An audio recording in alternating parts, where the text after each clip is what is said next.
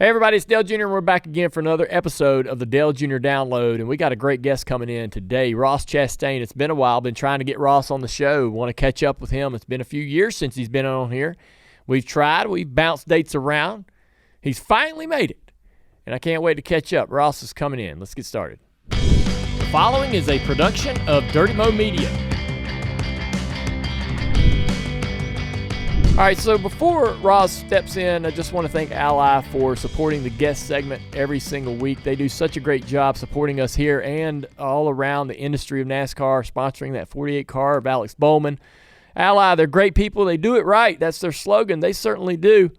And they're bringing us a great guest. Ross, he's been an old friend, used to rent from us, and for a while he did.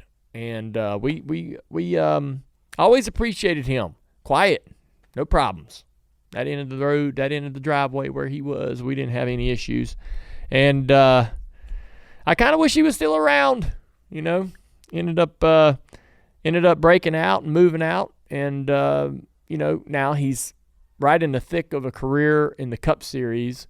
And it's been a few years since we've been able to talk to him and check in on how things have changed in his life and some of the things that he's experienced on the racetrack and off the racetrack since his last time here in the Dirty Mo Media studio. So he's out in the studio lobby. Let's bring him on in and get started.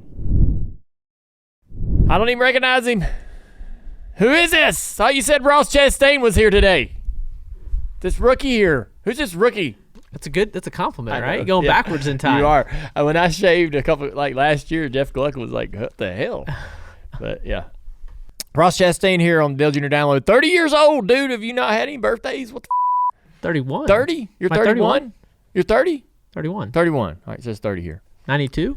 92. Now you're making me question it. You have to do the math. I don't know. That's what happens, I think, right as you turn 30. You're like, why count? I'm one of those. I don't need to count anymore. I know. That's young, dude. I feel like you've been doing this for 20 years. 18. I was 18 when I started. Yeah. That was 2011. Yeah. First race. Yeah. Yeah, NASCAR. Feels like you've been doing it much, much longer than that. Does it feel long for you? No, I feel like that was yesterday. So I just got to run IRP again in the trucks for the first time this year. Yeah. Well, second time after that first race. Mm-hmm. I did worse. I came back all these years later and I actually ran worse. So, like missed my pit stall, did a bunch of rookie things that I didn't do that first time. But no, I can remember like moments like that, like they were last month. You used to live in a home that you rented from us. We have a bunch of rentals around town, and one of those houses you were in for a while. And so we had this we never really hung out, but we had, I think, it built a trust, some sort of a weird bond between us. That I've always appreciated. That was when you were racing in the Xfinity Series, racing for your career, racing for your life every weekend, trying to figure out how to get your way into this thing, rooted into the series or rooted into the sport. Now you are. I mean, maybe you don't feel that way. That's probably a good question to ask you. I do. Do you feel rooted? Yeah. Feel like you're finally got your hooks in it? And so I've been on the show, 1.5 times, Yeah. I think? Yeah. I think 2018 end of season, and then we announced the throwback scheme in 2020. Mm-hmm. And I remember, I forgot, but I remember when I listened back to the podcast this week that I said in 2020, I'm not comfortable. Mm-hmm. But I do feel comfortable now. You feel good and now. So to answer that question, yeah, I do. But yeah, when I was living in the townhouse, that was because I wasn't comfortable. And I had lived at Bobby Daughter's shop. I had lived with Ron Hornaday. And then after about 8 months, he was like, hey, man, I thought this was, I could have kept staying there, but Ron and Miss Lindy were like, so this townhouse we heard about, Dale's got these townhouses. Why don't you get up with Rambo and y'all be roommates and be cheap? Mm-hmm. You had your rent really cheap back then. I don't know if it still is, but it was cheap very as we could legally get it. Very economical. Without the government coming after us. Yeah. So, we were in those townhouses, and then we went across the street where Josh Berry lived. And I remember my roommate and I walked over there at one point. Rambo had moved out, had a new roommate, Andrew Lackey, gas man at Penske. And we walked over there, knocked on the door, like, hey, can we look around? And Josh looked like hungover. I think they'd had a big night. He's like, no, I don't know who you are. No, you're not coming in the house. No. He's like, no. He was racing your late model and still iRacing a lot then. So, that house, I should have bought it. y'all sold that, Yeah, and we at did. the time I didn't have I was like 1 year away from making enough money to put a down payment down on it. And at the time I raced for so many years and didn't make any money that I couldn't fathom like a house, because I'd buy an extra set of tires on a weekend or something. Yeah. I had Blake on, my partner at Filter Time, Blake, who you know really well, on the show, and he raced with his son back in the day, and a lot early on. Right. And he had this great analogy of you as a driver, and I think it's complimentary. You put people in uncomfortable situations, you know, and you're a bit of a throwback. So back in the 80s and the 90s, guys were really physical and aggressive with their cars, more so than they are now. The cars just, you know, you're worried about toe links and all these different things. You still can be rough with the car, but you are you're a bit similar in how the mentality used to be in the 80s and 90s without doing anything wrong, right? You race people hard as you can race them, but you put people in uncomfortable situations, which I think is a really great analogy. And it's what you would want to do, right? If you're a race car driver, you would love to have everybody in the field uncomfortable all the time. And you're really good at that. But now that you have, I want to ask you, so you've had this fire, you've had this passion, this thing driving you to make it, spending every dime, worried about next year, worried about what was coming down the road. You're now, as you mentioned, you're now more confident or comfortable with your position in the sport, and that all right, I'll compare it to my feelings coming in. I was like, even though my last name is Earnhardt, I was like, if I don't win a race, I don't know if I'll get to do this my whole life. I just wanted to do it my whole life. I didn't have like championships and goals and things. I was just like, what do I got to do to unlock the do it my whole life part? And that was like, I got to win a race. If I win a race, I see other guys around here that have one win. They milk the shit out of this. I think if I just win a race, that'll be enough to get me to do this for my whole life. I won't have to get another job somewhere else. Well, you're now in that place where you're like, I've done enough. I feel like I can sustain employment, right? How do you keep the fire? How do you keep the same Ross that used to pester the shit out of the top 15 in that red number 4 that didn't belong in the top 15? How do you keep that same fire? Well, for cup wise, I studied. So guys like Joey, he's sitting, like his diecast is sitting here, so it comes to mind. He was one that I studied getting into the cup because he was at the top of, I thought, the pile as far as taking cars that, I mean, he drives for Team Penske, but there was times that I watched over the years where he would go and take a win or take a spot or fend off somebody that was clearly faster. And he still does that. I just watched him do it to Martin at Vegas just a few weeks ago. Like for 4th place on lap 80, he's just blocking him. Straightaways, corners, Martin's going every way, and I'm like 5 car lengths back, and I'm watching it happen, laughing like, all right, I think that's a little much. But Martin gave him some grace and didn't push the issue, and I was like, wow, I feel like if that was me, I'd have been sent to the Las Vegas Strip. But yeah, I like you said, all those things. I did all that to get here, and it's a constant evolution now. But I do see things from a different lens because I have Justin Marks who says, man, you're my guy. We're going to do this for a long time. I want to do a lot of things. And he has a lot of, very matter of fact, like to me goals that what he says to me. I'm more like you though. I don't have specific, like written down on paper goals of what I want. Now I do things to like think through it and like envision it and picture myself in those moments. But the balance, and it kind of shifted for me, was when I got to funded cars because the mentality did change. I wasn't waiting on the last run of the race to put a set of stickers on because I had scuffs earlier in the race, and now I can go race your cars, like whichever one was the worst JRM car, whichever was the worst Gibbs car, whatever. So Yeah, I can let the car do the work more now. So, I mean, I still run into people. I still put my car into spots that I look back and it probably shouldn't go in, but I see other guys do that too. And I see, there's mistakes all the time. I just definitely, when this Gen 7 car first came out, I think I had a really fast car, and I took advantage of that, and to my detriment sometimes, trying to go too fast. You had a really, really hard crash at Fontana in practice. Yeah. How bad was that, Rick? I hope I never feel anything like that again. I don't think 20 years ago, I don't think that you walk away from it. Yeah. That was before all of the, improvements to allow the car to be a little more crushable. And I remember hearing about that accident and kind of wondered, how hard that must have been to go through something like it. Your rack and pinion steering, all of this stuff is new. Nobody's really busted their ass yet. A couple guys have tested this car and lost it, but you have this muscle memory with the steering box of what you need to do when you're in trouble with the steering wheel.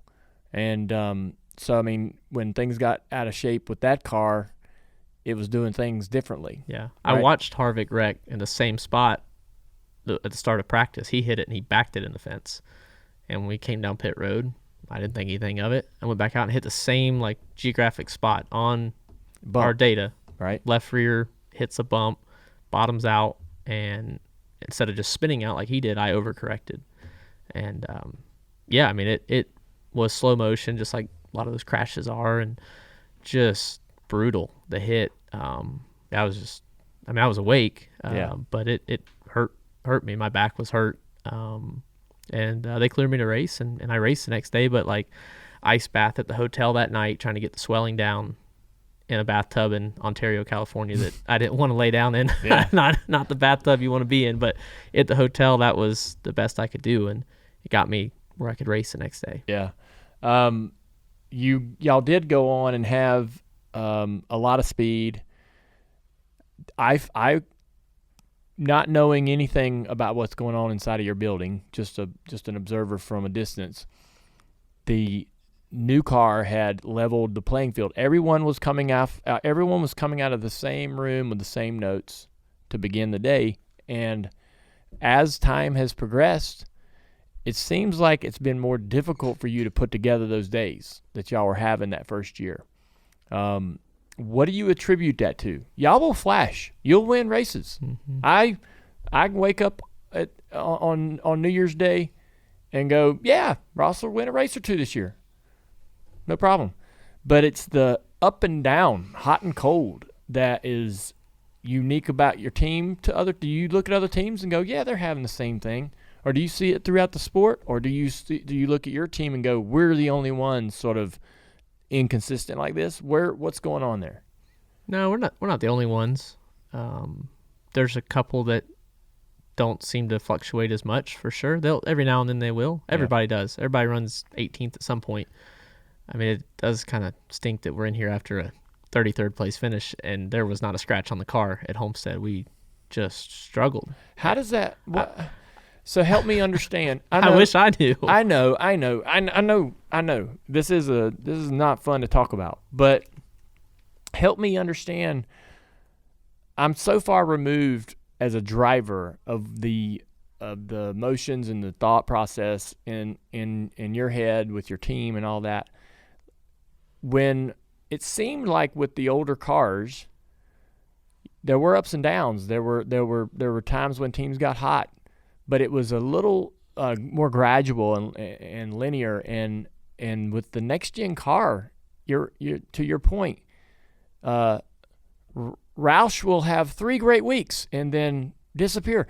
RCR just before, right as the playoffs were beginning, is like, oh, they found it, and now they're not good again. It's like, what is the difference? It seems like that this car has y'all in such a small box, almost kind of like the COT used to be, where everybody had to be on the ground and you had to be right on the ground, right? Everybody found that place and all the cars ran the same. And it seems like this car is the same way, but it seems the pace from one race to the next seems to fluctuate so dramatically for a lot of teams, your team in particular. Yeah. Why so? I wish we knew. I feel like that, like you said, the old car, Gen 6 and before, was there was more gradual, but there was also a longer period where if you were slow, you were going to be slow from what I watched. Yeah. I mean, when I watched as a kid. Now with this car, like, the way, like you talked about COT wanting to be slammed on the ground, that's what like this one doesn't want. You need air under the car. Mm-hmm. So that was the France family's vision for it, was to square them up and raise them up, get them up off the ground. So, we don't touch the splitter. You don't hear that. So when I get like an Xfinity car or a truck, it's like splitter hits or the cross member hits. I'm like, whoa, what was that? Like, oh my, that's right. Okay. That's why I'm going up the track. This thing is all in the rear. So I don't know if, go ahead. But like, they sit like this, right? Like up in the front, down in the back. Cause like literally you want that diffuser on the ground, close in the to back ground as possible. You want these fins. That's everything. Yeah. Like if you want to be looser, you just raise the back up and take downforce off of it, and that'll make you looser. Yeah. Like that's a terrible combination, and like it's something that we talk about. How much do you want to give up back here? Because this is the magic. It's not getting your tail over. I mean, there's little bits you can get, I think. And there's a lot of always rumors and thoughts of why teams get faster and slower. What are we all doing? We're all pushing the limits. Yeah. But we do have the same parts. Right. Coming out of it's like buying these diecasts. You buy this one car diecast. Everybody takes it to the track. Anywhere in the world, everybody buys the same one, but then what do you do with it when you get home? So with the next gen car, that platform or that the pitch of the car, where the front is in height and where the rear is in height, is not as easy to nail every single week.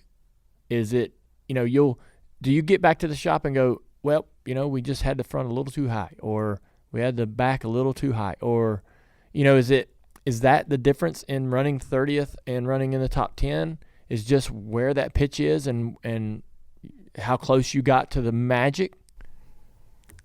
I would have said that. Is it spring? I would have said that in the past, like in 22, 23, and even the beginning of this year. Yeah, we were really, we have a good, almost 3 years now notebook of this car and the testing at the end of 21, and we thought we had it kind of understood, and then Homestead is maybe an asterisk, I hope, because we did some things that normally free the car up. I was just so tight at Homestead, and everybody was in our group, but I was the tightest, and it didn't. The normal things, which are big changes, like we stopped and just shut the car off in the pit stall and made changes, it wasn't the case. Like it didn't respond. It actually made it worse, made it more tight, made it tighter. So, there are times where we miss the heights, and I go out and hit the ground. Those rub blocks that are underneath. Aluminum rub blocks bolted. There's 5 of them. The only one that's not is on the left rear, so that we don't get that spike in the driver's seat up our backs. But we just travel it down and hit the frame, so it didn't really solve the problem. But it's there's times where we miss it for sure, and there's times where they expect to hit the ground and we don't. There's times that we don't expect to hit the ground, and I go on track and I slam the ground. So there's still like a unknown about the physics and why the tire squishes as far as it does, right? I mean, we measure a lot of things, but we don't actually measure every tire because they're brand new when we put them on. Yeah, so every tire, every construction is going to react differently, and so that has to play a role. That's a guess almost for some of the teams. That's the biggest guess in my life now as a Cup driver is tires at track, but that the team handles that. But then coming back to the DIL, to the simulators. Yep. You do that a lot. You run the sim a ton. I just came from there. Yeah. Tuesday mornings, I'm there every Tuesday. Yeah, I saw Dylan over there. I was lucky enough to go run it a little bit for preparing for the Bristol Xfinity race, and I saw Austin Dillon, and he goes, I'm here 3 hours every week, sometimes more. And he mentioned you. He said, you're here just as much. Yeah, I used to do the tire scaling, I call it. I don't know all the technical terms. And I told him this morning, they were asking me about steering angle and some things that are not lining up with that track. And it's a constant evolution. Like the DIL is never going to be finished. Well, that's what's so great about it. There's always more you can do and learn and continue to evolve. So I used to do the prep work for Larson and Kurt Busch and McMurray at the beginning, and then I was doing it for me and Kurt in 21, and then I was doing it a little bit for me and Daniel, and they were finally, I think in 21, they were like, my crew chief was like, you're in there too much. I had started to pick up on like things that are supposed to be blind tests, like A and B something, A, B, A it, and do different blind tests and let me just give my honest feedback. And I was picking up on things that I was like leading us down the wrong path because I was cheating it. And so I just go in and drive. And but we spend a lot of time at Tech Center. It's awesome. It used to be in Huntersville, remember Pratt Miller? That's right. So it's a lot better. It's all in one place now. The Tech Center is more than sim. Yeah, I don't know what all they do in there, honestly. But I mean, what are you doing in there? Just sim? You work out? Wise's, yeah. Wise's programs. Yeah, Josh was on with you. When you go into Josh's, what do you expect is going to happen? Oh, I never know. But I go there. I start my day there every day. So even simulator days, I pop upstairs first. Tuesdays are when we're not in there, but it's just like a habit. Doug Ducart told me to go to Josh every day when back in the day, like back in 2018. I said, how do I be a better race car driver? He said, just go see Josh. This was when he was at Ganassi. And so I've just stuck with that habit. So Monday to Thursday especially, I just go there every day. And so, yeah, Dan Jansen's in there now and Scott Speed. Matt Spears, a mindfulness coach we have. He's more over in Davidson, and we meet him some Tuesdays, but I'm busy Tuesday morning, so I hit or miss with him, but fit in time when I can. And I never know what Josh is going to have for us. I just go kind of take it in. Yeah. In the workout side's the obvious part, but right. How much physical working out are you doing? Well, clearly I'm not lifting the heavy weights. I don't want to be any you're endurance. Bigger, stronger. You're doing endurance still. Yeah. Do you ride bikes? I do. Really? Yeah. Okay. Remember, I don't know. I texted you one time. I was looking for a road bike. I was like, hey, you want to sell anything? I knew you had I was like, I know Dale has to have 3 sitting somewhere. I ain't ready to sell mine yet. I know. That's what you told me. So I bought a new one. I bought one when I signed the Ganassi contract. I'd made a deal with Josh that I'd buy one, and then I bought a better one now. So I'm full into it. Yeah, it's fun. Yeah. I ride with Scott and Josh quite a bit. Dan. I bet. Dan's on an old. Are you about the data? Because like the one thing that keeps me going, if it was about like I do like being nosy and looking in yards and seeing what people are doing, different type of neighborhoods and stuff like that. But I need to be able to ride a similar route so I can compare data from the last ride or the last multiple rides I ride Brawley School.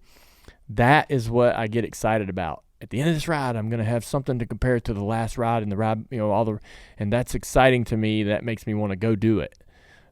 Without that, I would not have the motivation to stay after it. I don't ride as much as I should, but what is the motivating factor outside of being a great race car driver? Like what enjoyment do you get out of riding? Yeah, it started as just for racing. Yeah. Like Josh said, do it, and Josh was my driver coach, so to be a better driver, I do what Josh says, and that's why I rode his loaner bike, and then I bought a road bike, then I bought a mountain bike, then I bought a better road bike. Now it's just like you said, it's for the competition of myself and the other guys and people that I follow on Strava and Garmin and the different things. Yeah. I get it. I mean, my new bike, I had to have a power meter in the crank. Right. Like I want to see the power. And we train by power. So Scott Speed is big into power. Even into running, we have pods him and I put on our shoes and we run, instead of like by pacing, running a 9-minute mile, we'll run by power because they have their own algorithm for how much power you're using. So we're similar, we're within 10 pounds of weight, similar height, so we can both train anywhere in the world. As we both travel, he's off doing things, I'm traveling, but we can see each other and we talk about, each week. And like right now he's ramping up his mileage to 30 miles a week. I'm like, I'm not going high mileage, but I'm going to put in some more effort on my lower mileage stuff. Yeah. So, it's about the competition. Like he put it in a good sense about a month ago. He's like, imagine after Phoenix, you get to be whatever kind of running or biking athlete you want to be, because you don't have to feel good on Sunday. Right now, everything revolves around Sunday. And truthfully, I have to taper things off physically so that I'm fresh on Saturday and Sunday or whenever practice is. So come off season, like I can be sore on Sunday. I can do kind of whatever I want, right? Yeah. We have a lot of travel booked for partners and things I want to do. My brother's getting married and going to Mexico for his bachelor party and things like that. But I get to run and bike kind of how you want, and be sore. I crave the soreness now. Like, it's funny. I used to get on that bike and there was times we'd get done with a ride and I wouldn't even talk to Josh.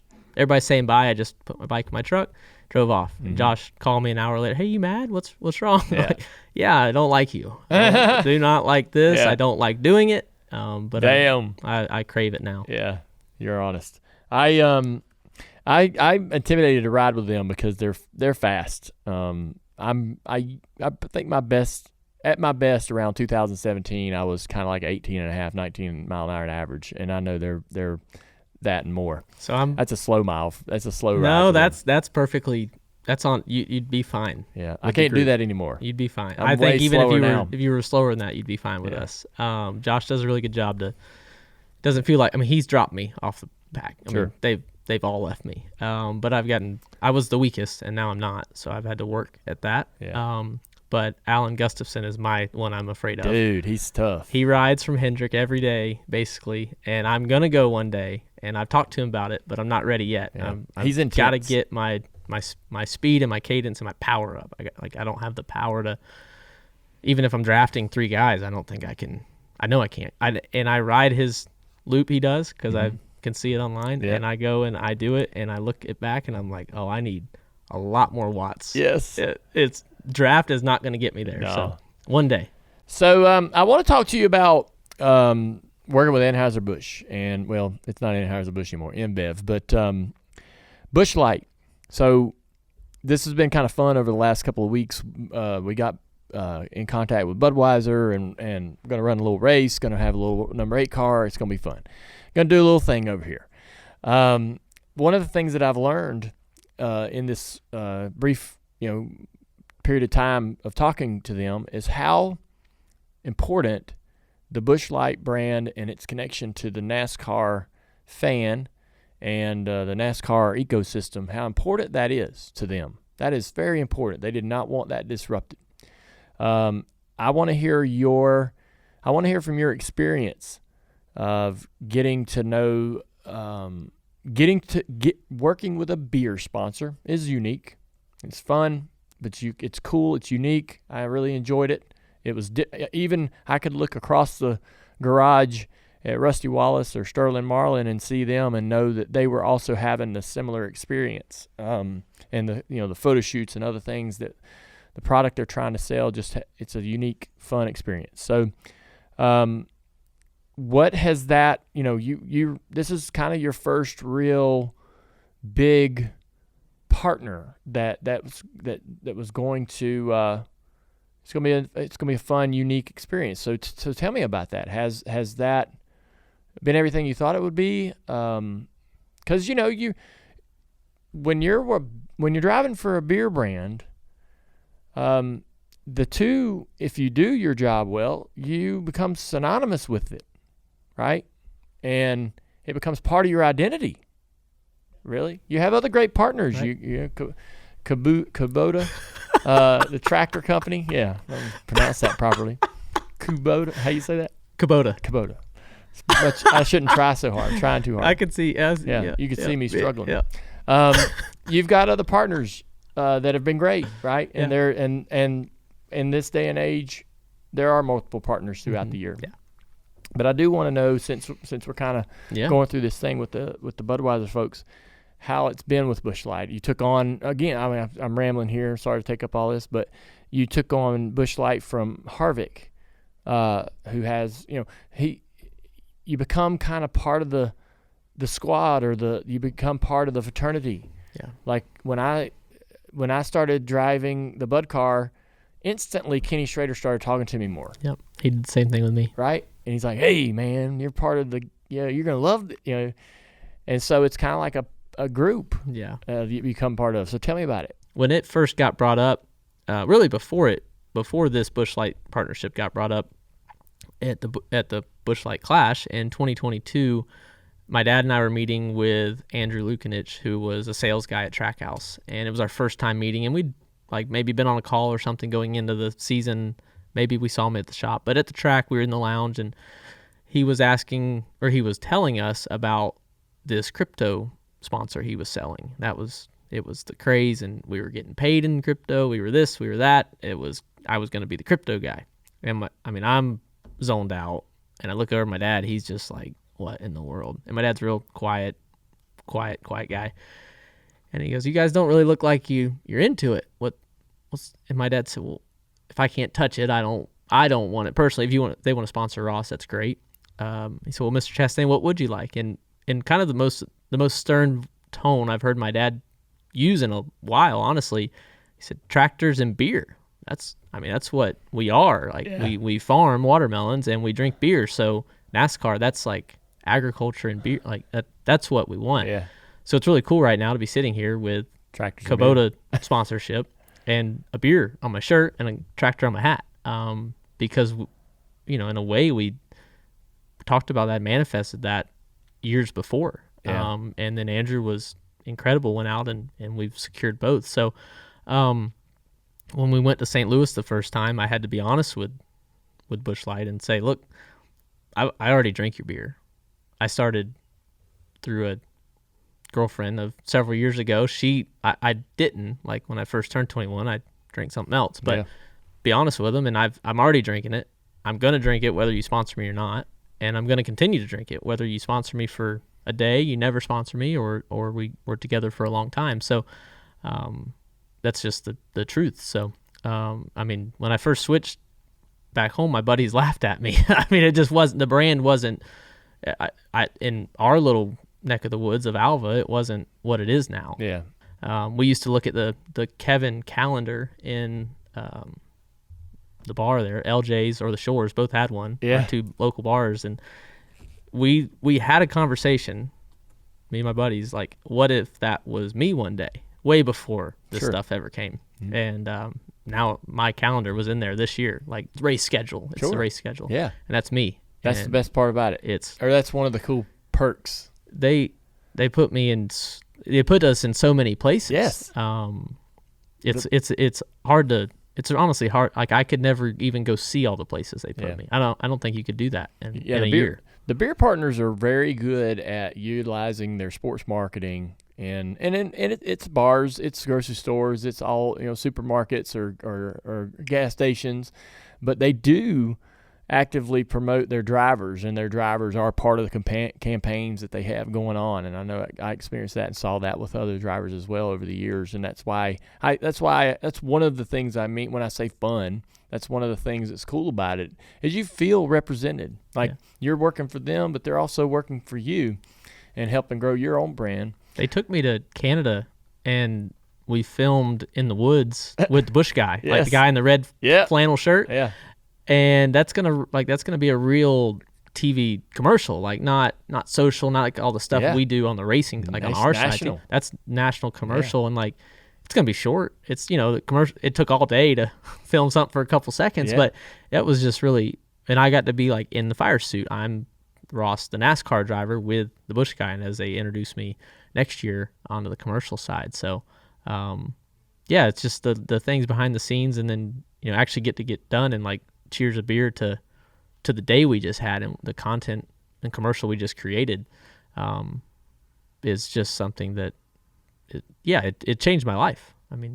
Partnering with Busch Light will forever change my life, and there's been a lot of things that I've said that, and I think that about myself, and I've said it publicly, but all these different little caveats to my life and career are like steering where my life's going to go, and this one's huge. No kidding, man. That's a great. Hey, I'm glad you're aware of it and you understand like how powerful this could be for you. I did get in a little trouble though. How?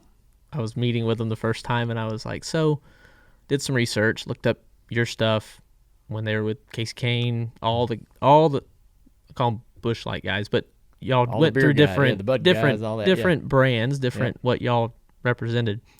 And I asked about the Clydesdales. Yeah.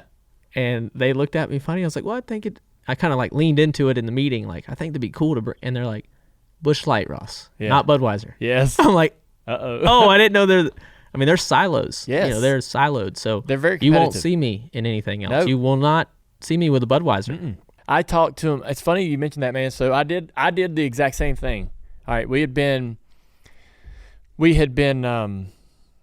maybe together for a very short period of time. It wasn't right out of the gate like that, but I came to them. They weren't doing a lot of special one-off paint schemes. No. We did a baseball car and there were other people doing more. And I was like, man, I want to do neat stuff. And they were like, nope, red car, every week, brand continuity, got to have it, want it recognizable, want it easy to see, want them to see the same thing every week. I was like, okay. I mean, I get it now after all these years, but I went to them, dumb idea. I went to them and said, you know what would be cool for the All-Star race? They were like, what? I said, drive a Bud Light car. That'd be neat. And they were like, no chance. No. They're like, they're a different team inside the same tent. Mm-hmm. And they have a healthy competition amongst all of the brands, right? They're all vying for success in their own tent. So I could totally understand that. I did the same thing, and they immediately like made me realize that was not going to happen ever, and that I should just go ahead and forget that idea. And that I was going to drive a red 8-car majority of the time. It was going to look like it looked, right? Yep. But they have opened up some of our paint schemes. We do hunting can, camo, I like farmer that. can, different fishing cans. So it's been cool. Let's go back a little bit to I'm just going to pick a race, but to kick this part of the conversation off of Darlington. Last lap, I believe, going down into turn 1, crash with Larson. This was a couple years ago. There was a lot of conversation about Rick and Justin, and no one really knows exactly kind of what might have got talked about behind closed doors. If you had a conversation with Rick, which I'm sure if you did, it was productive. But was that as a big a deal in the evolution of you as a driver as we all made it out to be, or it felt like? Well, we definitely had a conversation. Crashed a couple of his cars. I reached out and I called him. Yeah. No, I had to ask for his number and got it. And sorry, we had talked previously before that, but he was. I'm not going to go into details, but he was great. I mean, it was everything that I ever thought it would be. And, it wasn't that day. It was the next day. But, I wanted to reach out. Because it wasn't the first time that one of their cars I had wrecked. So, was it as big of a deal after that? No, I don't think so. Yeah. But Justin and I, we had to learn through that. Neither one of us had ever been in that situation. Justin, as a driver, before he owned Trackhouse, was not the one crashing people. He was getting crashed, unfortunately, by me. Suarez wrecked him at Dover one time. He's got this awesome picture in his office. He's like in the air wrecking at Dover. Daniel wrecked him, and I'm in the 4-car getting lapped, like trying to get by the wreck. Yeah. So he's got that in Nashville. But so he wasn't used to it. I was used to it, but I wasn't to that magnitude of the 5-car and Mr. Hendrick. So, it was good. It was learning time. And when I was broadcasting in around that area with NBC, and we would always, my stance on all of that as a broadcaster and someone in the media, I try to lean into my emotions or passion about something, but I also remember what it was like as a driver to hear certain things from the media. And I am not sure that, that I always err on the correct side of things. But during this particular era of your career, I didn't want you to change.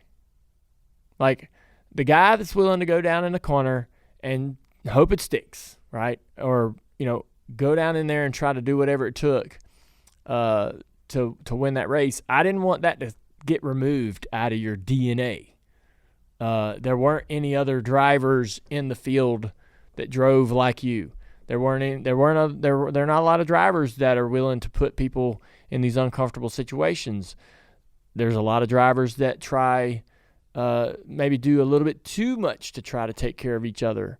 There's a little bit of too much, there's a little bit too much of, you go on, man. It's your day, And we felt like way, over a decade ago, even way back when Mark Martin was driving, we kind of fell into this really big give and take mode. Like, like I was talking about in the 80s, it was ruthless. Mm-hmm. It was, I'm going to drive through your ass. And then it got really give and takey, and we all were chummy and everybody in the garage together and the bus lots together.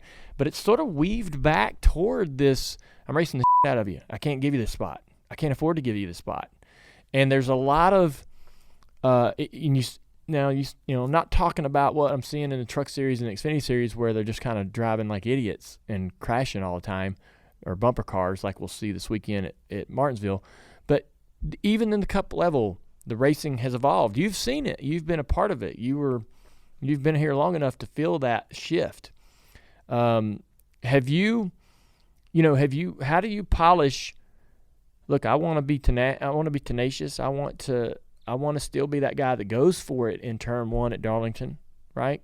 But I don't want to crash. I don't want to crash, and I don't want a reputation as someone who's reckless, because you don't want to be reckless, right? You want to be a winner. So how are you working through that without stripping out the good parts that make you unique? I, as a fan first and a broadcaster, love that you're going to bring some drama, mix it up, right? And come out on the good sometimes and come out on the bad other times. Yeah. Other guys don't give me that fire. The other guys out there just bore me to death. So how do you, because that's an asset to the industry, yeah, going forward, right? To have those personalities that are colorful. I mean, it's a work in progress. There's not a perfect answer. There is really no answer. I mean, I could just say, I don't know. But I take feedback from a lot of people, and I watch this stuff back, and basically I think what makes race car drivers at any level in any race car, when you push a vehicle that you're sitting in over the limit and you slip the tire, when you can bring it back, that's what makes a race car driver good. And that could be in dirt, asphalt, 3 wheels, 2 wheels, 4 wheels, doesn't matter. I mean, I see the MotoGP guys now, and like the way sometimes they're braking, and you looking like, I think I see an air gap under that back tire. Oh, yeah. But they're braking, and then they turn in, set the tire down, they're leaning on their shoulder, elbow, knee, whatever, all the stuff. And that's what makes them so good to make it to the top level of MotoGP. When it comes to 4 tires, I want to get there but keep my tires on the ground, and I want to not crash. That's ultimately what I learned through the Darlington thing, and is I still want to do things that I really don't care if they're uncomfortable. And I heard this, I was told this from Elliott Sadler. He brought me Nutrient Solutions in 2019 when he was retiring, when he got out of Xfinity Series full time. And we went up to Colleague, ended up where we ended up that year, and we were talking about some stuff, and maybe I had a run in or something, and he said, Ross, like, man, his point of view was like, I'm in Emporia, I have my family and my friends here. He used to worry about his competitors and what they thought and what they were going to think after he was done racing, and he said, turns out I don't see any of them, because he lives in Emporia, and I believe I'll go back to Florida to the farm when I'm done. Not that I don't want people to not like me. I don't want any driver or their families or anything to like look at me and like walk the other way. But when we're on track, if they get mad when their helmet's on because I kept my position because I raced them, I don't. It doesn't bother me. Like, I don't.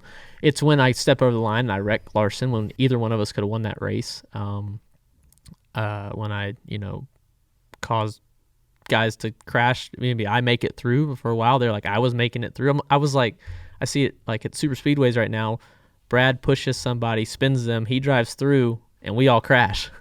And that's the way it goes. Like, I mean, he's the one spinning them out, it seems like, but I was that way. Like, I was the one getting through the crashes because I was initiating them. So, I'm just trying to get to that limit and then not crash. So, it's a constant balance. So there's not driving slower won't help. Like that's not gonna just stay at the back. Sure. I'll be kicked out of the one car. How do you deal with this was always annoying to me as a driver. You had sort of, and maybe still have, a bit of a quirky, clunky relationship with Hamlin. There's other drivers, like I think maybe you know, maybe you don't know, but maybe Truex has a bit of an unfavorable opinion at times when he's racing you. At least he talks about it on the radio. Is there anybody he doesn't talk about? There you go. So how do you handle that part of it? Because I want to be liked. I want everybody to say, Dale's great. I love racing him. Race is hard. Race is good. I like racing Dale. Safe, clean racer. You want that? I do. You still do. When you run the cars tour. Oh no, not some. Well, I just don't. Well, it's a little different these days. But why is it different? What do I want? Yeah. Well, so back when I was racing, the media would always try to figure out a way to tie me and Kyle Busch together.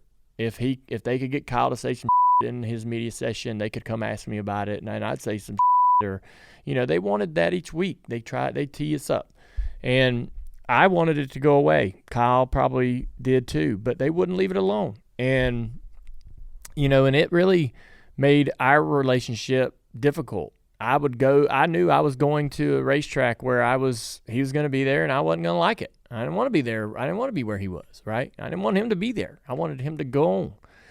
And, I imagine, knowing you, I think I know you well, I imagine there's a tiny bit of that in the thing with Denny, because the media takes it, y'all have a thing, the media runs with it, and then maybe there's a thing 6 months down the road because, you're on the same racetrack together. It's going to happen. And Denny has his show. He says his things. He says what he says. What do you think about, how do you manage that? Do you care how you're perceived? Do you tell me that you listen to feedback? You tell me you watch, interviews, or, you do, hear what's being said from all angles. What's your stance on, like, do you want it to go away? Do you care? Do you like, beefing a little bit with these guys? Are you a stand your ground? Do you call them and go, man, I really don't want no problems. I'm just racing, How do I help it? How do I get it to where we can coexist? What's your sort of process? Right. Yeah. When it gets real bad, I go to the Jeff Dickerson playbook. So what is I that? know he runs Spire, the race team now. We see what he's built it into, but he was my agent that got me from mid pack to front of the pack and his group at Spire. So now David Erickson, who worked at Spire for years, now runs president of MMI, the agency that we've brought back and rebuilding that brand that Kerry Agajanian had years ago. Kerry's retired, but he's a part of it, and so I lean on those guys. So we only call Jeff when it gets real bad. David can handle it all. There's just times where Jeff has a way to think about it, or a quote, a way just a line that I can take and really okay, that's how the thoughts in my mind, I can put those words. That's what I'm trying to say. I just can't say it. Yeah. I mean, he's the best quote in the garage. If you want it, if you need a quote, you go to Jeff. So, yes. I lean on David to help me through all the stuff. Yeah. So are you a kind of person like, hey man, I'm feeling this type of way. Let me express to you. Is that making sense? Do I need to, and it's also great that maybe you don't know how to express how you feel. You want to make sure it's correct, because once it's out, it's out. It's out, right? And so pretty smart of you to go to a couple guys that you feel like can help you kind of feel confident about not only the way you're feeling about this, but also express it. I wanted him on the show today because he could help me, David. Oh, yeah. But maybe in another 4 years when I come back. You got to get well. You got to also be able to fly on your own. No, I can. I wanted to tell his story, and I talk to him every day. We're doing all this stuff that you see me publicly together, and I needed to insulate myself with the people that I trusted that were going to wake up and have my best interests in mind. So he's assembled his team at MMI to do that. Host Savard, trying to keep him in line as well. I mean, they got their hands full between me and him. Do you see similarities in him and you? No, not in height, but gosh, I don't know. You do. I don't know. You must. I mean, we both came through Nice, so Al Nice's truck team, and we both worked with Phil Gould there. We're both fast. We both should have won a lot more races than we did. I don't know. He is incredible. It's amazing what he does behind the wheel. Yeah, he is really, really good. Yeah. And it's everywhere he goes. Yeah. Everywhere he goes, he raises the bar at that team. When he gets as he gets smarter, as he matures, as he gets older, all the things that we all had to do, man, he could be pretty frustrating for the rest of the field. Yeah, it is. That's why he's been able to keep racing, and why Jeff and why Spire wanted to hire him in the first place. They saw what he was doing, and Philip Smalley is the one that knew him better. Yeah. I mean, I met him when he got to Nice, but Philip and I never really thought to compare you two, and I know you're not identical in any way, but there is some similarities in terms of not he hooks people every once in a while, or had in the past, and he's fixing that, I know, and I've told him that. But which you never were that kind of guy, but y'all do. I will call myself out here. I did Harvick. You hooked Harvick. Esque. Darlington. Yeah, that was somewhat intentional. You were just kind of like F it at that point. Because it was, you were both pretty much destroyed. We were definitely destroyed. Went to hook him. What got me was that day was I heard he was still on the gas when we hit the wall. So that's what got me. That's what made you mad. Yeah. That's the one guy that if you're gonna hook him, you better know what you're doing. Ooh, it was because I thought I was gone. He knows how to fight. Yeah. Luckily, he wasn't still at RCR. Yeah. Well, I do see some similarities in terms of like there's tons of talent, and there's just some polishing right to do, and you went through that, and I'm still going through it, man. I know. I mean, we all yeah, I know, of course, but that's kind of cool. So do you talk to him much? Mm-hmm. Yeah. So yeah. So if you won't admit this, but he would say you're one of the drivers that he leans on, communicates with. You won't admit. You won't admit it. Yeah, I don't know. He's got a good group. He's got a group around him, a good group that is trying to point him in the right direction. That's the good. Speed is there. Oh yeah. It's all the other stuff that we all go through as we try to. I mean, the thing is, he's in the spotlight at such a young age. If he's 21, I don't he's know. super good. I didn't get in the spotlight till I was 26. How impressed should we be that Spire has been able to do what they're doing? How impressed should we be?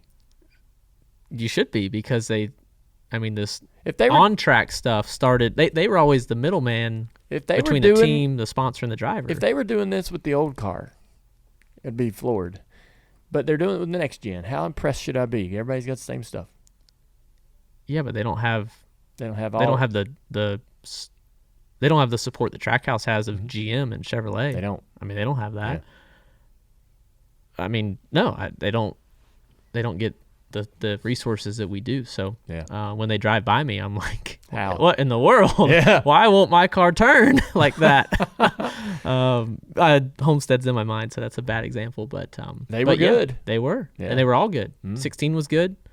College car. That you should be though, and just what Jeff has built and the people he's assembled. Oh, yeah. To buy KBM, how they did it, I met with him in 2012 with Newman and tried to get him to find me sponsors, and I realized that ain't gonna. They don't find sponsors; they facilitate what you already have. So, to go from the rented third floor of the bank in off exit 28 to now, I walk into KBM to meet with different people from the MMI side, and it's just amazing what you see down there on the shop floor and all the people, and it's Spire. Like, it is theirs. They've created it into what you see.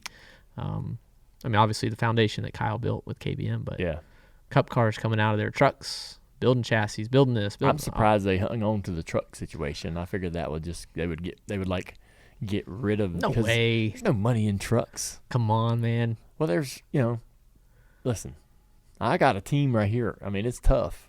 Like, they're doing truck racing. They're breaking even probably, maybe a couple $100,000 a year. Yeah, I don't know. I don't get into the business. I can't own a race team, man. I don't know how you do it. Like, it used to drive me crazy, like late model racing and pro truck racing, like the stuff Blake talked about, those fast trucks, what Bobby Deal had.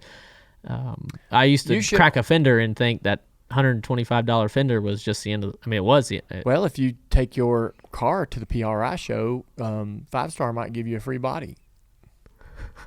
That's how it works. Yeah. Yes. You got wheel and deal. You know how to wheel and deal. I'll wheel and deal on a lot of things. Right. So you ought to own a damn race team. No. That's what's wrong with you boys. All you Cup drivers, y'all all ought to have a small Junior Motorsports working out of a 2-car garage, running the Cars Tour or running a little pro late model somewhere. Every one of y'all ought to have a little race team with some kid driving it. Everybody. That shit is fun. And you just give your rides away. What do you mean? Your cars. My late model. You got to go get them funded then. I do. Yeah. Bass Pro, Sundrop. Bass Pro. Yeah. Johnny Morris is amazing. He is. Mr. Morris is like my hero. You've got friends. You can find the money to be able to put some program together to help some kid out. It ain't really. It ain't even about helping the kid out. It's like the program will help that kid, the next kid, the mechanic, the guy coming from the tech center that wants to work and volunteers time on the weekends, and it just does all these fun little things, and it's just a little baby project for you. Come on. The thought of going to a pro late model race, like you say it like it's you don't have to go. Josh Berry ran 10 years. I probably went. I never. No, went. not me go. The team go. Yeah. The dually in the trailer. I'm too cheap. I mean, I'm just gonna tell you. You know what a dually in a trailer costs. I know the competition get side Chevrolet of it. to give you a dually. When you go look at what y'all are doing, what the family teams, the Rackley wars of the that's excessive. I mean, it's incredible. But you don't have to go that hard. You want to win? Our Cars Tour. I know I'm pumping the Cars Tour, but it's 14, 15 races a year. Got every other week off, maybe sometimes 2 weeks. It's not that. We can keep talking about it. Yeah. That'd be a good conversation. I need a couple of beers to talk about that. I need some of the Cup guys to sprout some race teams, start getting involved in the grassroots level. We all want to know, like, how do we keep grassroots racing alive? It's by being in there.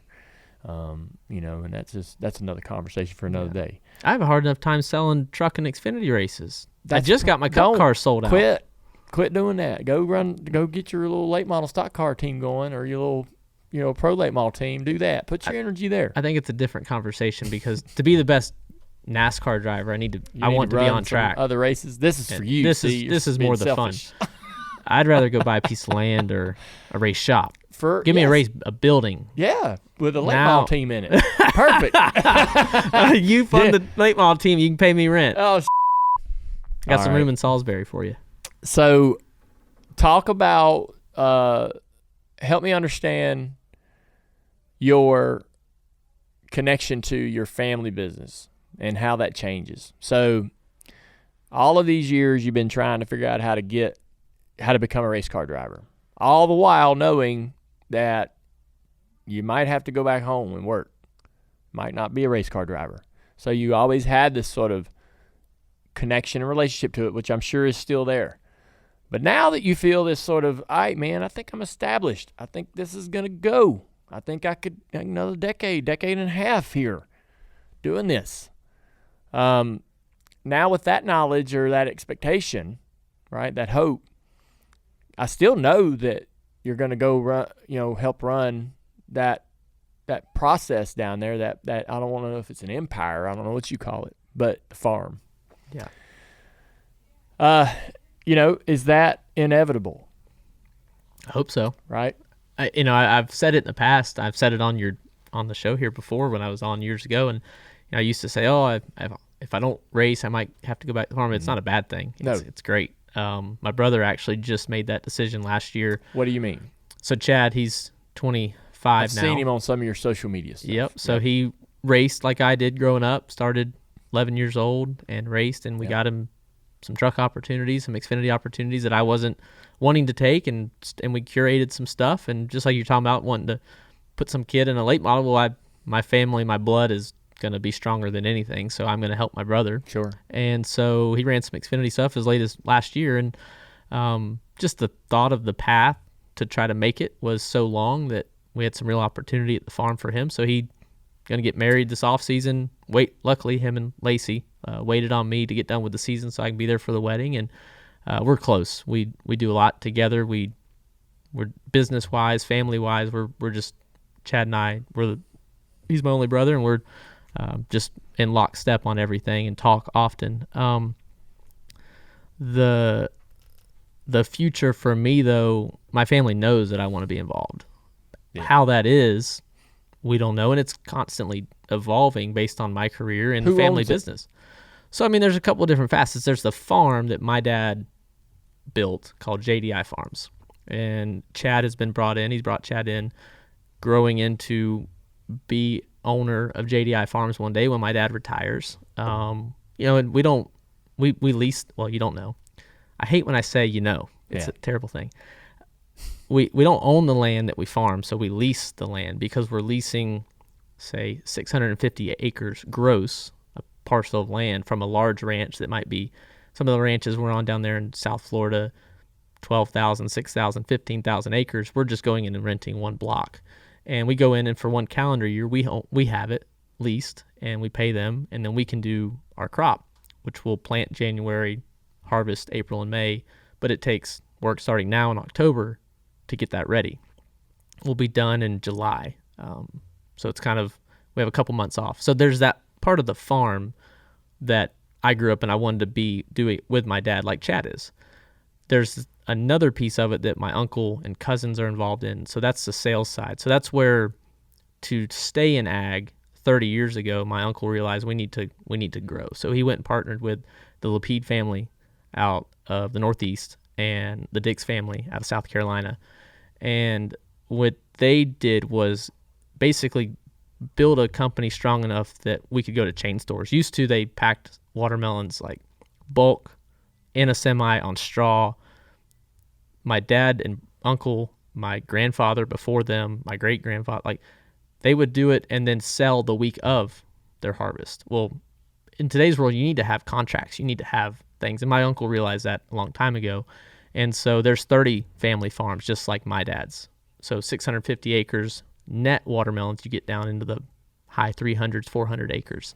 So on that sales side, I see a lot more potential where I can't be there at the farm for the next, hopefully, 2 decades. Yeah. Right? I'm not going to be there. So how can I help? Well, we can bring buyers out to the track, chain store buyers. You're doing that now. We're doing that now. We can bring people in the industry. The watermelon industry is a lot like racing. It's competitive.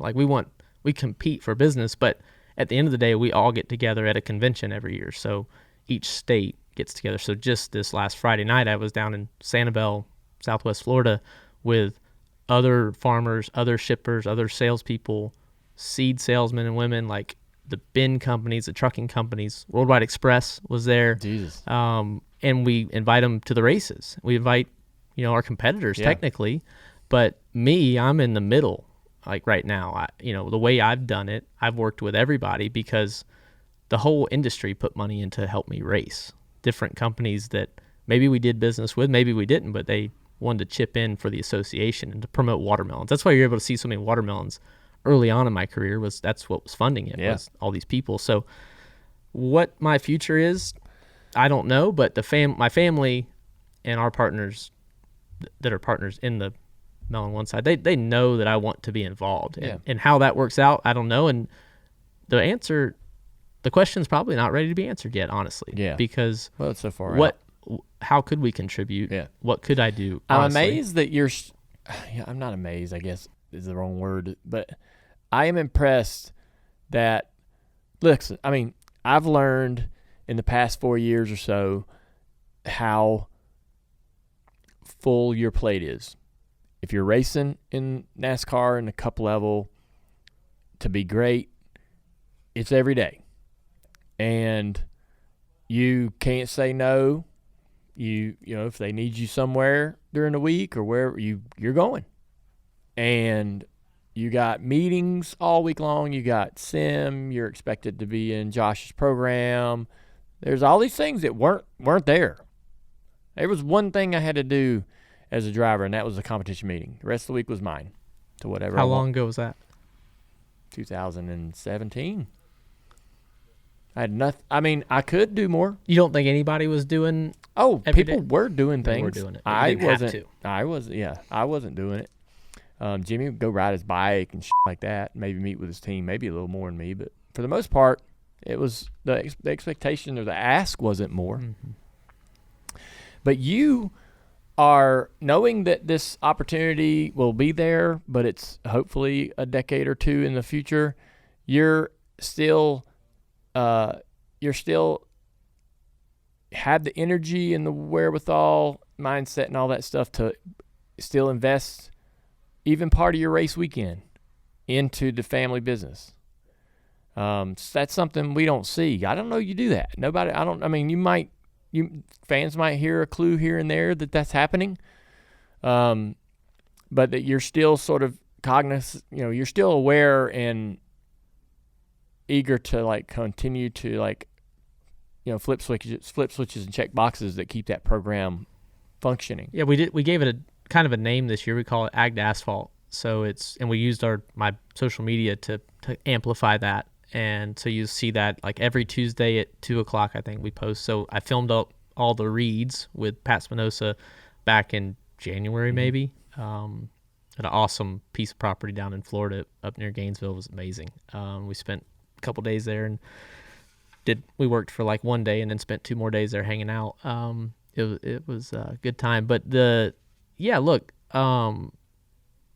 what my family and what the 3 families, Dix, Lapides, and Chastains have built, the group that built it, like age is just part of it. So the group, my cousin Rachel, my cousin Trey, my cousin Kyler, my brother Chad, and a lot more people are going to be involved in it.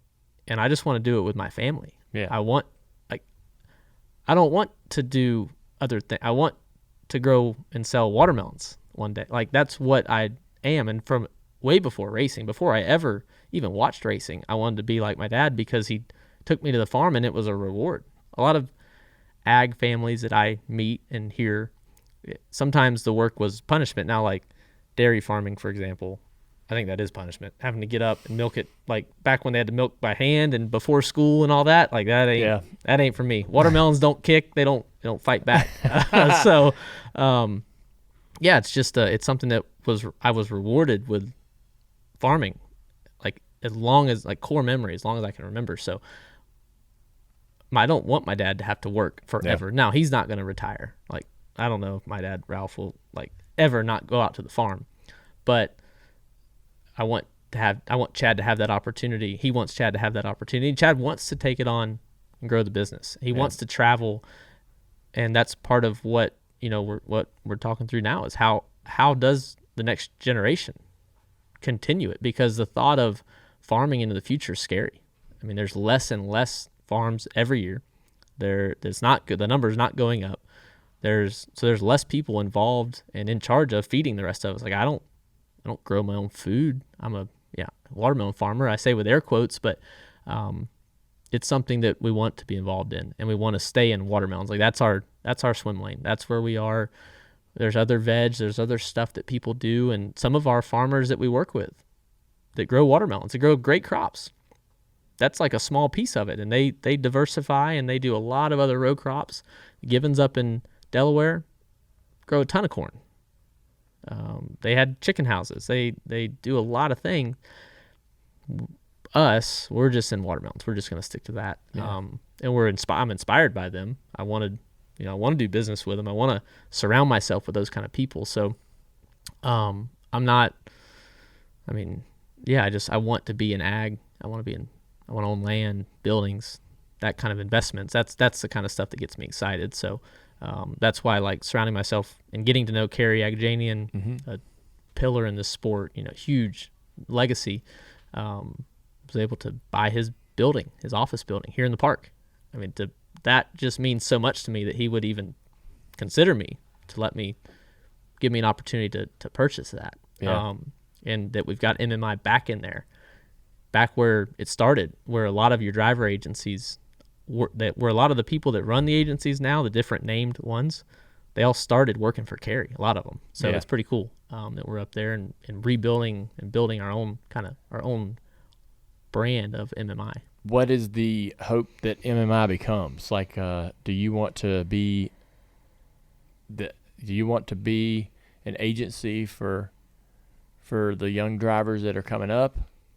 I want people like me. I mean, I do. It takes a small percentage of my time.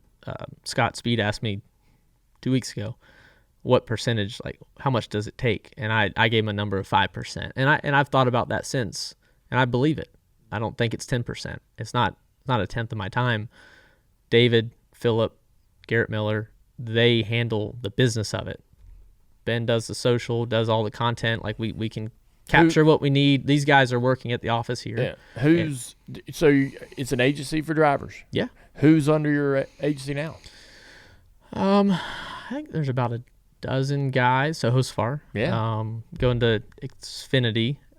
You've got Ryan Ellis. And these were a lot of Spire guys that were legacy guys in the Spire fold, just like I was. Get down into trucks. Jake Garcia up at ThorSport. Yeah. Georgia kid that David met, him and his family. Stephen Parsons. He's got some opportunities. He's a guy that just keeps grinding. You see him spotting for Jay Haley on Sundays. You see him, JJ. I go back to the original name. You see him doing garage tours. Stefan is just grinding. Guts out. Yeah. I met with him last night. We're going to meet when I leave here. He's got a lot of decisions to make about next year right now. This is when, Xfinity truck deals they're happening right now. So he's in the middle of it. And Phillip and him and David are walking through that. And so how I can help, I just give him my advice. I tell him about the failures of the times I made the wrong decision and the times that I made the right decision. And the garages change every year. But just knowing these people and these owners. Yeah. Do you... Caden Honeycutt? Oh, Caden's a good... Oh, gosh. He's a good up-and-comer. I like him a lot. Yeah. I thought y'all were going to get to know each other even better. Well, we considered... He drove our esports car this year. Guy calls me up. So he's racing the Cars Tour for a while, so I know him. Really good racer in the Cars Tour. Obviously, as he races in the trucks. But his racecrafts is really good. But he called me and goes, hey, man, I want to race for your esports team. I made it into the deal, and I want to do that. I don't need anything. He's like, I got some people who are going to help me, and I'm going to figure it out. And I was like, great, you're hired. So usually those kids are like, how much are you going to pay me? Right. He was like, I want to drive for y'all. Yep. But I wonder, I think that we've never done that here at Junior Motorsports. My sister, I think, is one. If there is somebody that could be really, really great as an agent, I think Kelly has those. She just has so much knowledge and experience. And I've kind of teased with her that we should have years ago developed an agency for drivers, because I always wanted to be a music critic. And I thought being a part of an agency for motorsports would be somewhat similar to where you're like, hey, saw this guy, he's got it. I think he's going to go up the ladder. I think we can help him and some attach ourselves to him and help him through that process, right? Not making the mistakes at the early stages. That must be so fun. You especially, having experienced what you experienced trying to make your way up that ladder, finding out what worked, what absolutely didn't work, and what you thought was fruitful but ended up being terrible, and all of those little things, right? You've seen it all. So you can help these guys and kind of quell their anxieties too, right? That's probably the biggest thing I try to tell them is and look, I'm the one, when you drive it into turn one and you wonder if it's going to stick, you're doing it because you feel like you have to as a race car driver. Like, I have to make this corner so I can win this race, so I can qualify on the pole, so I can, whatever it is. That's why we drive in the corners in a late model on the chip, turned in, just slamming the ground, just trying to make lap time. And that Caden's a perfect example. He can just drive.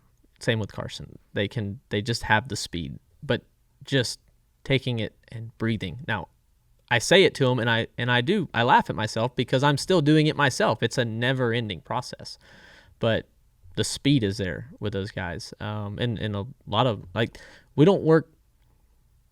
Obviously, money drives the sport. I don't ever kid anybody or act like it doesn't. You have to be funded. You have to find funding. Somebody has to pay for tires and fuel, like a dually and a trailer for a late model team. You just know what it costs, and you got to do it. But the fact that Caden came out of Texas, ran some truck races for some lower funded teams, met Al Neese, Texas guy, hit it off. Al said, I want him in the truck.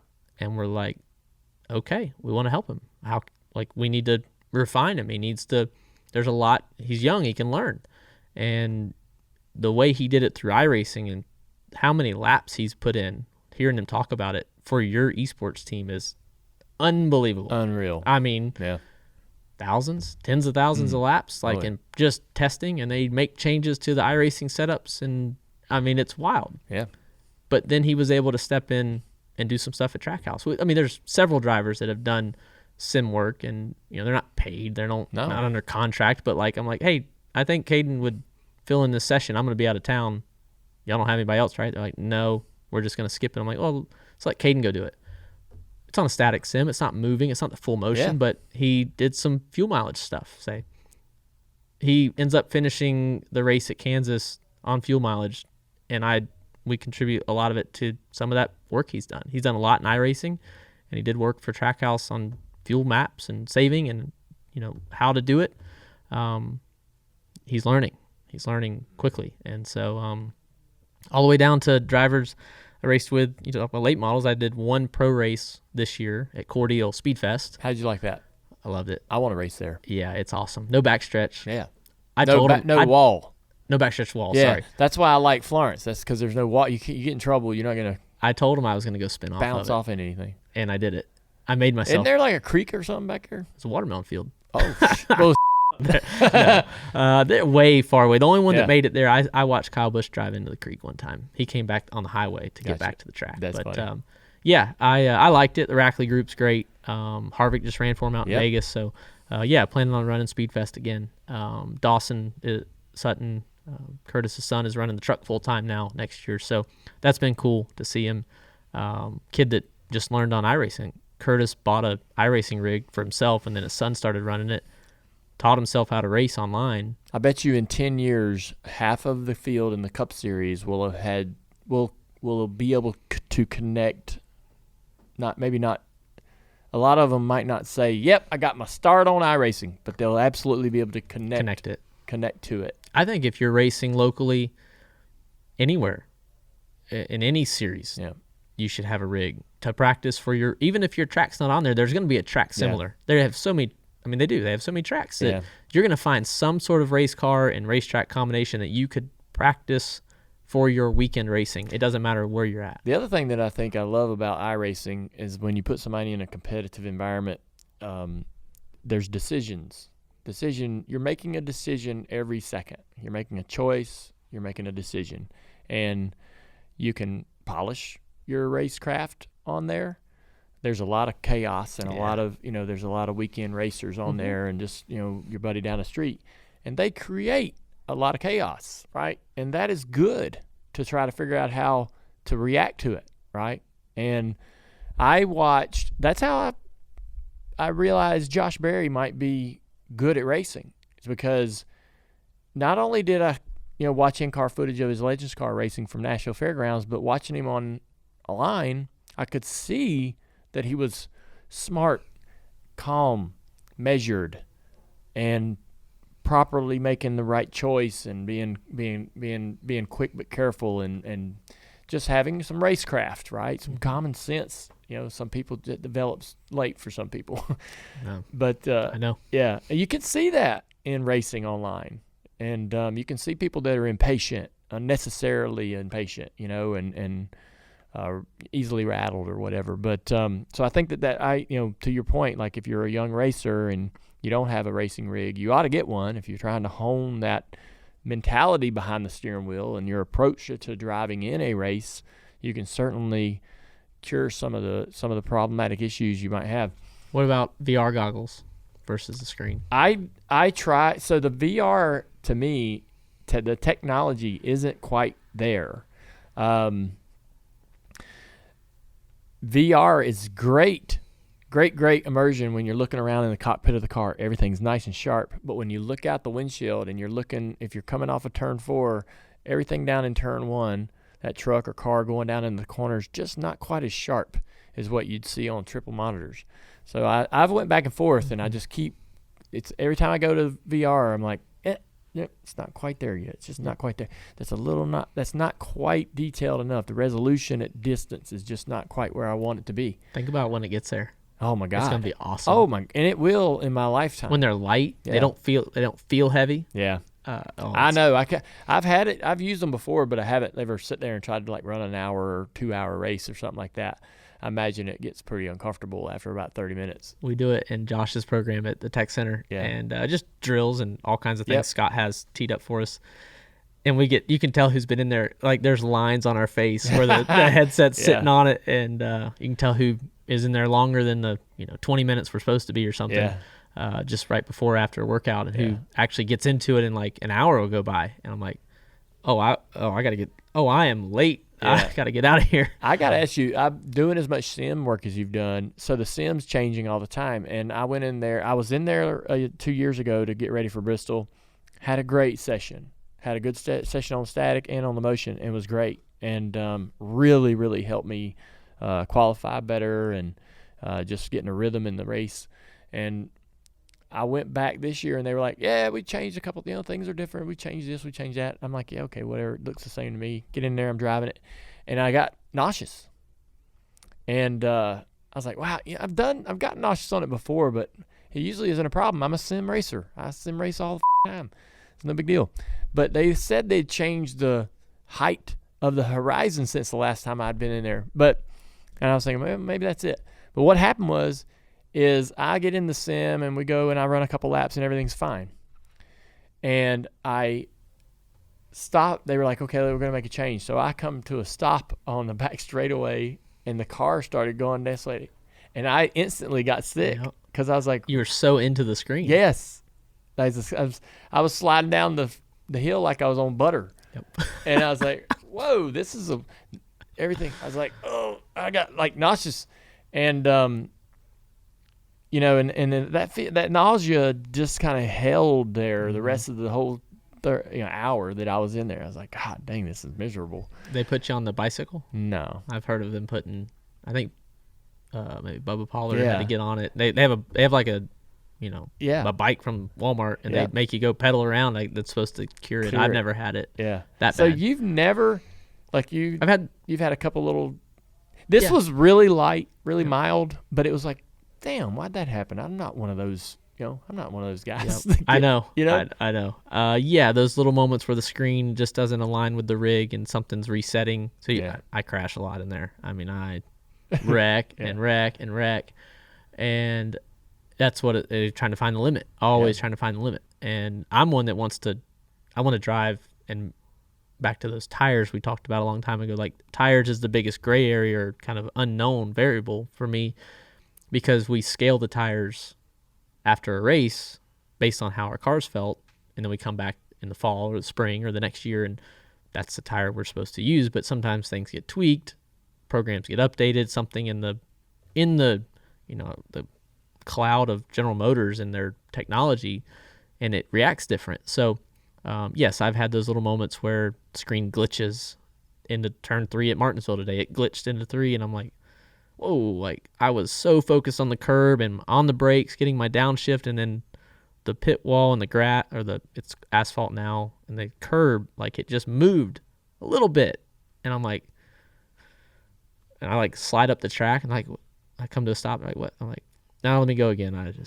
So those little things I get so into it that they're always evolving, and so the tire's always evolving. They're always updating stuff.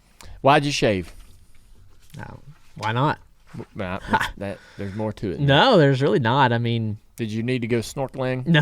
Your mask wouldn't seal? No. That's why we missed the playoffs. So you thought you'd shave it off for luck? And then changing your look. I don't know. It was Monday, Tuesday morning. I woke up. You punished yourself. You decided to punish yourself. I don't know. It's like when a girl dyes her hair after a breakup.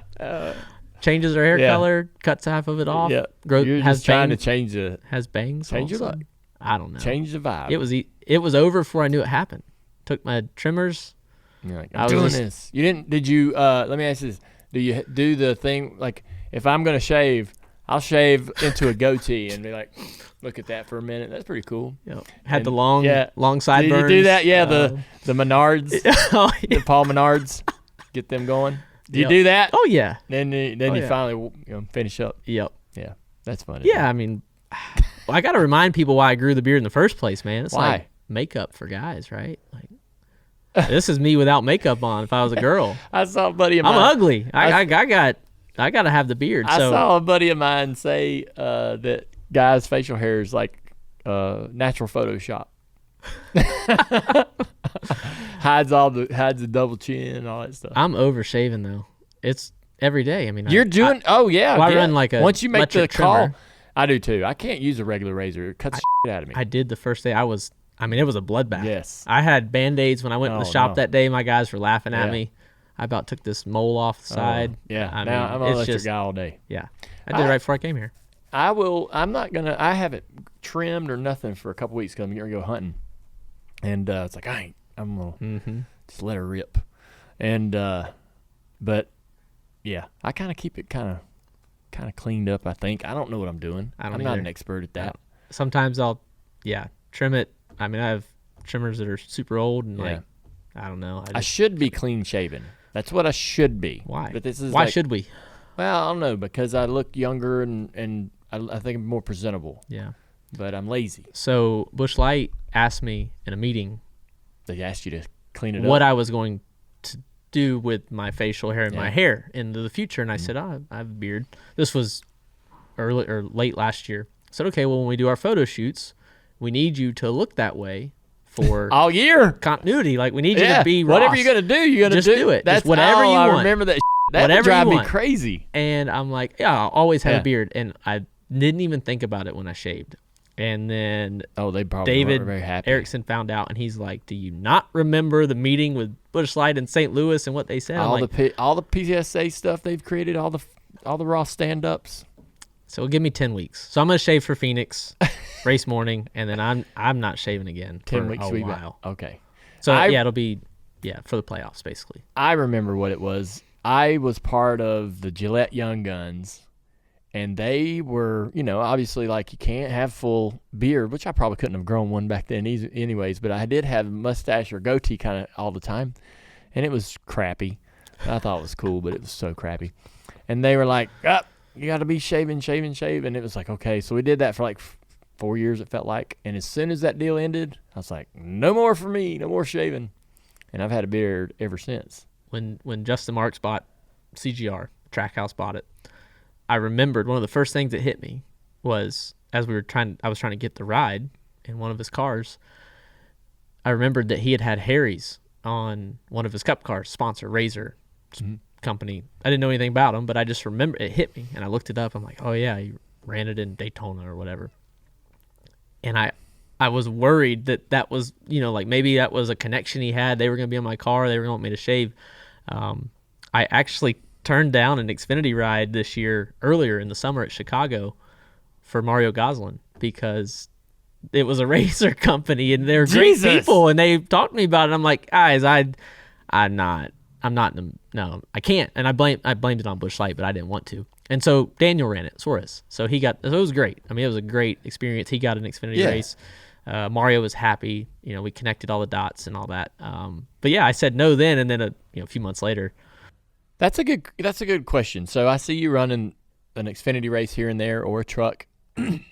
I want to be complimentary of the people you're working with, but this isn't a track house purpose built Xfinity car. This isn't a Gibbs or a Junior Motors. This is a team building a car in the shop that's running underfunded, comparable to the top 5 or the top 10. It's the same teams really that you started racing in the Xfinity Series 4 in terms of quality of equipment or budget.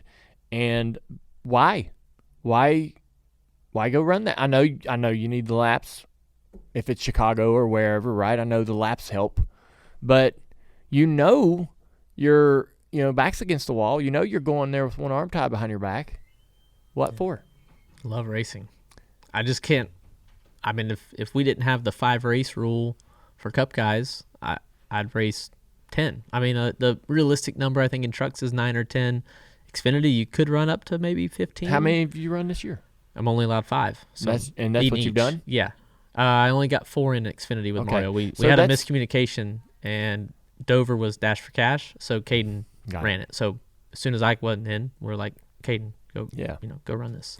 And you're just having fun. I love it. Mario was a chance interaction. I raced against Mario when he was in the Xfinity Series. I grew up hearing about Mario Gosselin because he's a Florida guy, Canadian turned Florida. And he was out of the late model scene long before I got there. But he called Philip one day. We were leaving an Advent Health appearance in North Georgia, driving back down to Atlanta. He called and said, if you have any Cup guys that want to run COTA next week, it's like Friday of Atlanta weekend, and COTA's the following week, let me know. And they hang up, and I'm, who's that? I didn't hear the conversation. Philip's like, Mario's looking for a Cup guy with funding. I'm like, well, I'll do it for nothing. Sound like Caden. Sound like conversation with Caden. So he called him right back and said, or he texted him, hey, Ross will do it. Mario didn't respond all that night. Next morning, I text Philip, hey, did he respond? No. Mario missed the text. He didn't see it. So he found it the next day and responded, and we ran that first COTA race. We led laps, raced with AJ for the win, and Landon Castle spun me out at the end. One of the only times Landon actually spun me. All the other times I was wrecking him. Man, yeah. So, yeah, him. And then the Al story is the same time I got the Ganassi ride in Xfinity, I got 3 races in Al's truck at the end of 2018. And then we went on to fight for a championship in 19. Yes, I remember. When I changed points and all that. So he's like another grandfather Y'all are to tight. me. So we do a lot. We do a lot together. Are you going to play spoiler in any of the racing we have left? We got Martinsville and Phoenix. You did that last year. Why did I get coined spoiler, but like Busher didn't at Watkins Glen? And I don't know. I asked Scott Graves that this weekend. It's a compliment. I know it is, but like he even sent Scott's message to me after he won was like, "Congratulations, you spoiler." Yeah. Like why isn't why isn't that's he won? The freaking championship race you won Last year. Yeah. Yeah. So I mean that's like a little bit that's a bigger spotlight. Oh, that was awesome. Yeah. Last year. That was fun. Coming out of Homestead, I mean, it's hard to say, right? I Yeah. mean, we just ran terrible, but we won just a couple weeks ago. Vegas, we could have won. I sped entering pit road for the 3rd race in a row at Vegas. Really, I got a bad idea of where pit road is there. What do you think about Martinsville? You kind of come from the short tracks. You should be decent. We all did, though. I know. Well, not as much of us these days. Yeah, I don't think I have any upper hand. Do you like Martinsville? I love it. You do? I love it. It's one of the ones even with the shifting. Man, my arm is like my right arm. I ran 3.5 hours this morning in the sim. We ran 310 laps. A lot of short runs, just making changes. Golly, man. Martinsville's like the worst sim track. It's gotten a lot better Visually and everything just about it doesn't feel right. It's like that's one thing that my mentality, and I think a lot of drivers these days has to have, is that the sim, if you have a bad experience, block it out, forget about it, and go back the next week and have an open mind. I've done the same thing. Oh, the track's bad. It's evolving. It's not the same sim. It's not the same platform that you're on. It's frustrating though. I wrecked a lot. There's times where I'm spinning out on entry, on exit. I get my downshift wrong. I clip the curb and spin out. That could happen at the track, though. Yeah. Like there's a real penalty for overdriving, underdriving. There's a penalty for you don't place your speed right. So, what do I think? I truly don't go anywhere with Trackhouse and think that we can't win. Yeah. Now that starts because early on we had just speed. I could just drive through the field 2 years ago. Now it's tougher. But at one point this weekend we were running 13th at Homestead, and we thought, okay, we're gonna have a shot here. And we just slowly worked our way all the way to the back. Yeah. Well, man, it'll be fun to see how the season wraps up for you. I really appreciate you coming today and bullshitting with me. That's really kind of all we did, which was really a lot of fun for me. I have a question for you. Yeah, go ahead. We had a conversation one time, and you said you didn't know why you were doing all this media and Dirty Mo media and all these things. Yeah. Has that gotten any clearer for you? It has. So, as I don't know, the broadcasting thing's a lot of fun. That went from 20 races to none this year, going back to 10 next year. Where it goes 3, 5, 10 years, no clue. I enjoy it. I like being at the track. Otherwise, I don't go to the track. And so I kind of like having something taking me to the track, because I really do want to be there. But doing this, as the company's grown, we've got some more employees. I've gotten to know them really well, care about them, care about their experience, want them to succeed, want them to, have a great time here.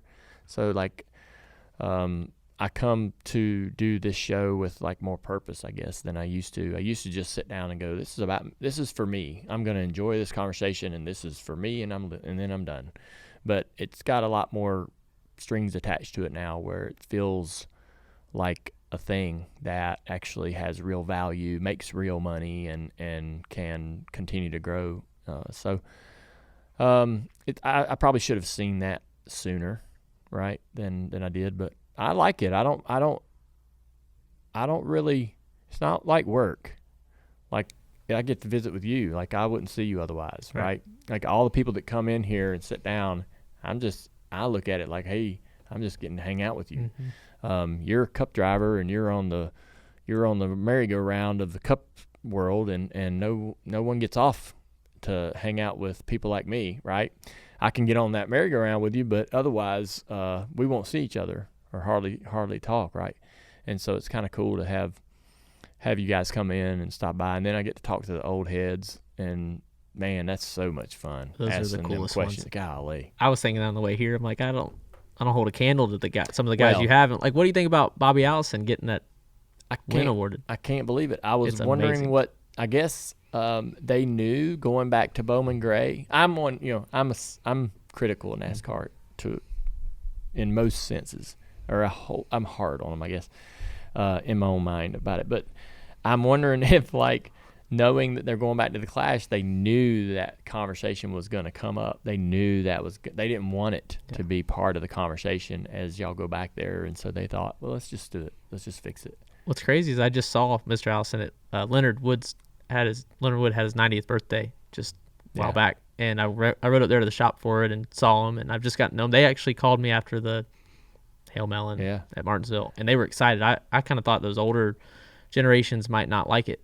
Leonard left me a voicemail, so excited. Yeah. Call me back, Ross. It was awesome. So I've gotten to know him, and Bobby came by, and it was good to see him and talk to him a little bit. And he didn't let us in on the secret, so I don't know if he knew then or not, but that was it's cool. Nah, I thought that was pretty neat. It shows that I like that Jim France was part of the process with everything going on. With the lawsuit and all that, it's kind of there's a little bit of a cloud around the sport from my perspective. I don't know how it feels inside the garage, but that was kind of a nice ray of sunlight for a minute, in our sport. But again, man, thank you so much. I gotta say, I want everybody to know, I've been trying to get you back to come on the show, and you have been diligent to hey, I can't because of X, but what about this? I mean, you're a freaking good dude. You are. And I love that quirky connection of you renting that, renting from us. I love having that. Knowing that, somehow or another there was any influence, and that we were any kind of assistance, right, with the cheap rent or whatever, right? You know what the worst part about living out there was? You never got to party with us. I never did. I always, when you would come back from wins, I knew y'all were going to, and I'd be like, man, we'd be like, how can we get over there? Text me. I didn't have your number then. Oh, but well, Rat Legs was the worst part. Old Josh. Yes. He still cuts my hair. Really? Yeah.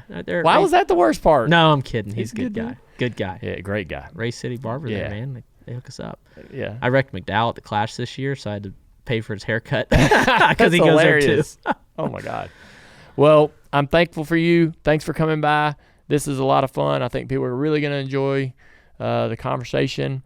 And, again, man, good luck to the remainder of the season. I hope you get you a win and have a great holiday season, off season, and all those things. Get your batteries recharged.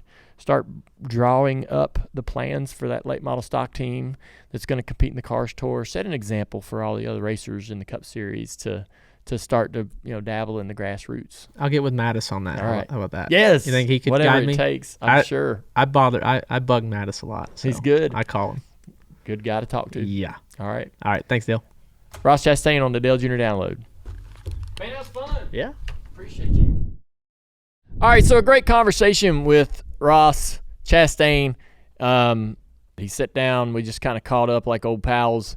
I hope that was a lot of fun to listen to. It was certainly some things I was curious about, and we have a good pal. We have a good friendship. I can rib him a little bit, give him a hard time, try to get him to tell us the truth. Man, what a cool career he's had.